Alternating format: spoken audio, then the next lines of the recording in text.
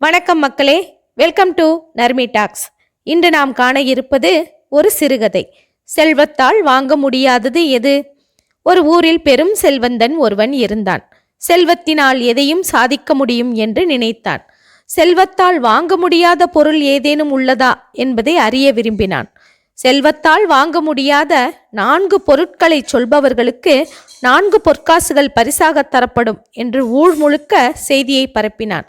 அக்கம் பக்கத்து ஊர்களுக்கும் இந்த செய்தி பரவியது. ஒரு நாள் இளைஞன் ஒருவன் செல்வந்தனை சந்தித்து, பணத்தால் வாங்க முடியாத அந்த 4 பொருட்களை நான் சொல்கின்றேன் என்றான். குழந்தையின் முகத்தில் சிரிப்பை வரவழைப்பது, முதுமை அடைந்தவருக்கு மீண்டும் இளமையை தருவது, நல்ல மனிதனின் அன்பை பெறுவது, சொர்க்கத்தில் நுழைவது, இந்த 4ம் செல்வத்தால் வாங்க முடியாது என்று சொல்லி பரிசை பெற்றுக்கொண்டான். அன்றிலிருந்து அந்த செல்வனும் தன் பெருமையை விட்டுவிட்டான்.